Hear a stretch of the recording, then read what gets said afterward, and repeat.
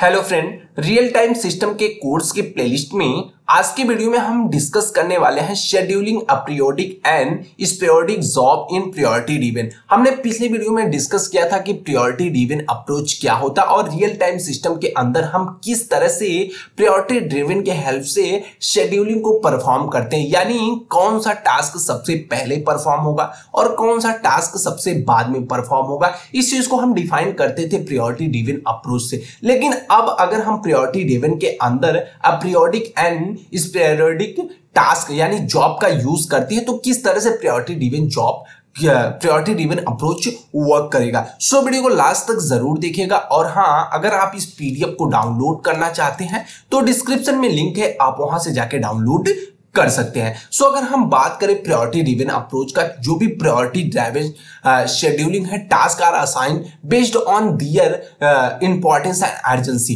तो वहां पे क्या होता है कि जब हम प्रायोरिटी ड्रिवन अप्रोच पढ़ रहे थे, प्रायोरिटी ड्रिवन शेड्यूलिंग पढ़ रहे थे, तो वहां पे क्या होता था कि जितने भी हमारे नंबर ऑफ टास्क होते हैं उनको हम क्या करते थे, प्रायोरिटी असाइन करते थे based on their importance and urgency, या फिर उनके डेडलाइन के अकॉर्डिंग। मतलब अगर हम मान लें हमारे पास 3 टास्क है, टास्क ए, टास्क बी, अब हम इनके इंपॉर्टेंस और अर्जेंसी यानी कौन सा टास्क सबसे ज्यादा इंपॉर्टेंट है उसको हमने सबसे पहले असाइन कर दिया, प्रायोरिटी नंबर 1 असाइन कर दिया, और जो टास्क की अर्जेंसी या इंपॉर्टेंस कम उसको टास्क 2, और जिसकी सबसे कम उसको हमने प्रायोरिटी 3 असाइन कर दिया। अब इसी ऑर्डर में टास्क क्या होते थे, एग्जीक्यूट होते थे।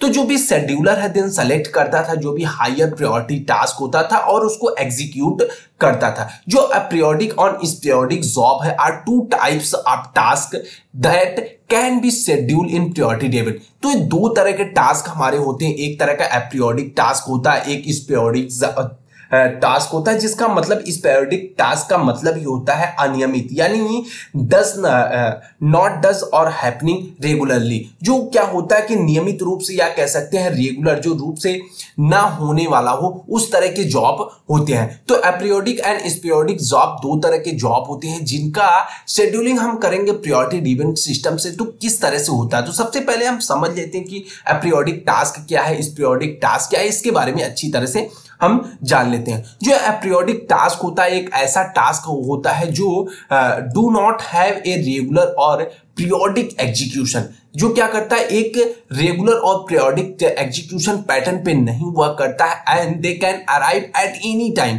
अब क्या है कि सिस्टम के अंदर जब अगर कोई भी प्रोग्राम, अब सीपीयू हमारा क्या कर रहा है, प्रोसेसेस को रन कर रहा है, तो वहां पे क्या होता है कि अब ऐसे तरह के जॉब जो होती है, अपीरियोडिक टास्क जो होते हैं, वो एनी टाइम भी पहुंच सकते हैं, किसी भी टाइम पहुंच सकते हैं, अराइव एट एनी टाइम, इनका कोई टाइम फिक्स नहीं होता है।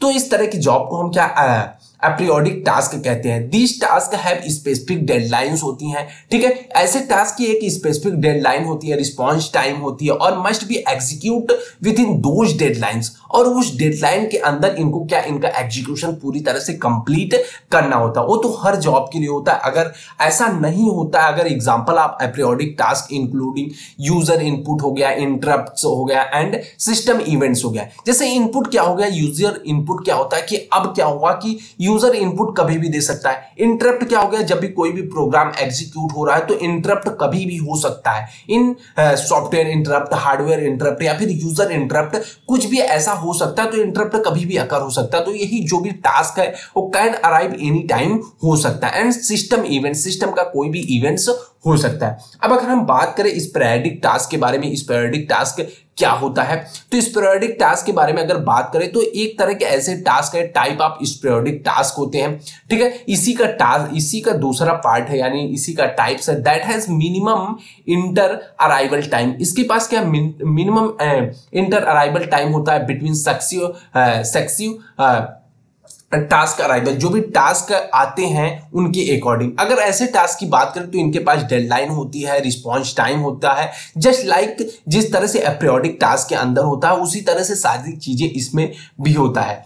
But they also have minimum time between successive arrival. मतलब यहाँ पे क्या होता है कि मिनिमम टाइम अराइवल होती है, कम टाइम में पहुंचने की प्रोबेबिलिटी रखते हैं। अब अगर यहाँ पे हम बात करें एग्जाम्पल इसके इंक्लूडिंग तरह के पीरियोडिक सिस्टम जो होता है हेल्थ चेकर में यूज किया जाता है, या फिर कह सकते हैं कि पीरियोडिक कम्युनिकेशन टास्क में, या फिर पीरियोडिक मेंटेनेंस टास्क के अंदर इसका यूज किया जाता है, जहां पे हम सारी चीजें अच्छे से परफॉर्म कर पाते हैं। अब अगर हम बात करें जो भी हमारा प्रायोरिटी ड्रिवन अप्रोच है या प्रायोरिटी ड्रिवन शेड्यूल है, can handle both aperiodic and sporadic task by assigning priority to them based on their timing requirement and importance. अब अगर हम बात करें जैसे जो भी हमारे प्रायोरिटी ड्रिवन के अंदर दो तरह के हमारे टास्क होते हैं, एक अपीरियोडिक टास्क होता है, स्पीरियोडिक टास्क होता है। दोनों को क्या करता है priority driven schedule priority assign करता है। मतलब जो भी टास्क है इनको क्या करेगा कि असाइन करेगा, प्रायोरिटी असाइन करता है। उसकी रिक्वायरमेंट, टाइम रिक्वायरमेंट के हिसाब से, इनकी इंपॉर्टेंस के हिसाब से इनको प्रायोरिटी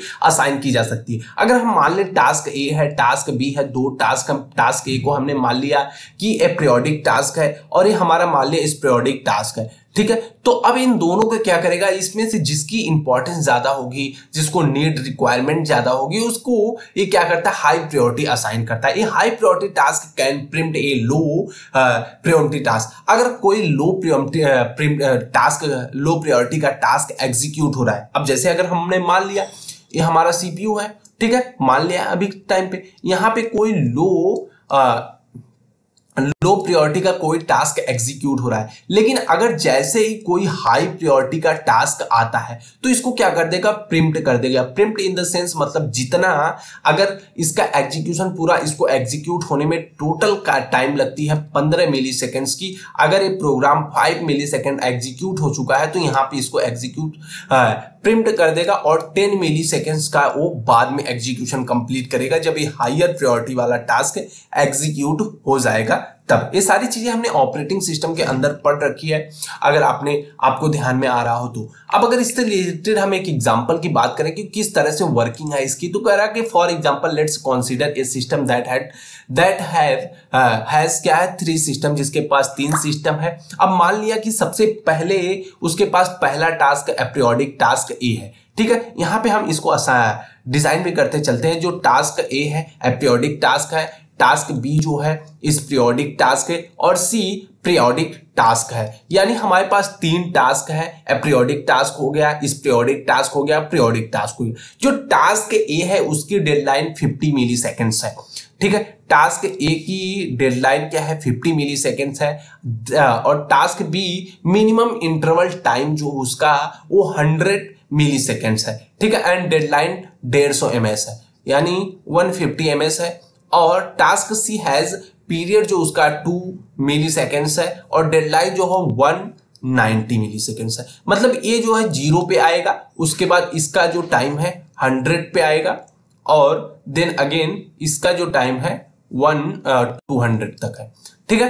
तो ये सारी चीजें हो गई। उसके बाद कह रहा है कि the system assign task A high priority follow by task B, ठीक है। जो भी सिस्टम है टास्क ए को हायर प्रायोरिटी करता है, फॉलो बाय टास्क बी है, उसके बाद सी। सबसे पहले हायर प्रायोरिटी टास्क ए है क्योंकि इसकी डेडलाइन सबसे कम है, 50 मिली सेकेंड्स है, तो इसकी इंपॉर्टेंस ज्यादा हो गई क्योंकि सबसे पहले हमें जो काम कंप्लीट करना है वो क्या है, 50 मिली सेकेंड्स के अंदर। मतलब अगर हम कह लें कि अगर कुछ एक तरह से हम घड़ी में देख लेते हैं 1, 2 और 3 बज रहा है, 3 हमारे पास काम है। अब कोई काम ए है जिसको कह रहा है कि 1 बजे तक कंप्लीट करना। अभी अगर हमने मान लिया 11 बज रहे हैं तो सबसे पहले 1 बजे तक जो काम कंप्लीट करना है सबसे पहले हम उसको करेंगे, उसके बाद जो 2 बजे तक काम कंप्लीट करना उसको, उसके बाद 3 बजे वाला। क्योंकि जो प्रायोरिटी सबसे ज्यादा है वो एक वाली है, क्योंकि सबसे पहले हमको किसको कंप्लीट करना है, ए को करना है, तो इसलिए इसको करेंगे। तो यहाँ पे कह रहा है कि जो भी टास्क ए है उसको हायर प्रायोरिटी असाइन किया है, टास्क बी को उसके बाद, टास्क सी को उसके बाद। If task arrival at time 0 पे, अगर टास्क ए है जो अराइव होता है टाइम 0 पे, अगर यहाँ मान लिया टाइम 0 पे टास्क ए क्या हुआ, अराइव हो गया, ठीक है। टास्क ए क्या हुआ, अराइव हो गया, देन आगे क्या होगा कि the scheduler will execute it immediately, ठीक है। शेड्यूलर क्या करेगा, इसका एग्जीक्यूशन कंप्लीट मतलब स्टार्ट कर देगा। इट हैज हायर प्रायोरिटी क्योंकि इसकी प्रायोरिटी हाई है। उसके बाद if task B arrive at time of 70 ms, अगर 70 ms पे क्या होता है कि इस टास्क हमारा यहां से अगर हमने मान लिया कि यहां तक हमने एग्जीक्यूशन किया और इसके बीच की जो टाइम है वो 70 मिली सेकेंड्स है, और यहाँ पे टास्क बी आ जाता है 70 मिली सेकेंड्स पे। अभी ए का पूरी तरह से एग्जीक्यूशन कंप्लीट नहीं हुआ है, जो मिनिमम इंटरवल टाइम है वो 100 मिली सेकेंड्स है, ठीक है। अब मान लिया यहाँ पे टास्क ए आ गया, तो scheduler will preempt the execution of task A. अब ये टास्क ए को प्रिम्प्ट कर देगा। प्रिम्प्ट इसलिए कर देगा क्योंकि टास्क ए का अभी तक एग्जीक्यूशन कंप्लीट नहीं हुआ है, और उससे हाई प्रायोरिटी का टास्क आ गया, टास्क बी आ गया। अब टास्क बी का एग्जीक्यूशन स्टार्ट होगा, और टास्क बी जब तक पूरी तरह से कंप्लीट नहीं हो जाता, ठीक है। टास्क ए एग्जीक्यूट हो गया, हायर प्रायोरिटी है, then task A. Once task B is complete the scheduler will return execute task A. अब शेड्यूलर जब बी टास्क कंप्लीट हो जाएगा, उसके बाद क्या करेगा, शेड्यूलर अगेन ए को एग्जीक्यूट करना स्टार्ट कर देता है, ठीक है।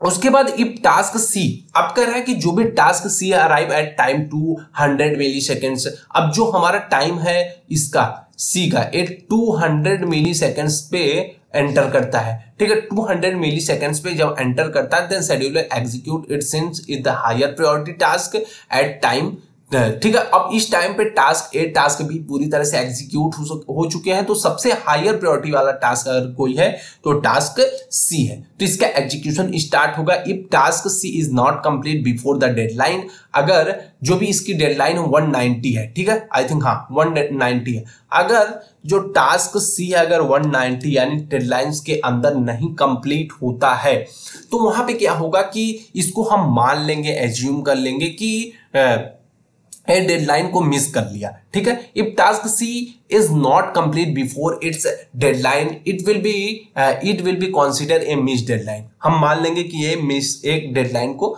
मिस कर दिया, ठीक है। In this way priority driven scheduling can handle aperiodic and sporadic task by assigning priority based on their timing requirements and ensuring they meet their deadlines, ठीक है। तो इस तरह से हम प्रायोरिटी ड्राइवन शेड्यूलिंग का यूज करके किस तरह से हम दोनों टास्क के ऊपर परफॉर्म कर सकते हैं, हमारे अपीरियोडिक टास्क और इस पीरियोडिक टास्क को दोनों टास्क के ऊपर वर्क कर सकते हैं। और अगर आपको प्रायोरिटी ड्रिवन अप्रोच के बारे में और भी डीपली में जानकारी लेनी है तो डिस्क्रिप्शन में लिंक है, हमने उस वीडियो में अच्छी तरह से डिस्कस किया है कि किस तरह से प्रायोरिटी ड्रिवन अप्रोच वर्क करता है, आप वहां से जाके देख सकते हैं। सो फ्रेंड, आज के वीडियो में बस इतना ही। अगर आप इस पीडीएफ को डाउनलोड करना चाहते हैं तो डिस्क्रिप्शन में लिंक है, आप वहां से जाके डाउनलोड कर सकते हैं। Thanks for watching the video. Thank you, bye bye guys.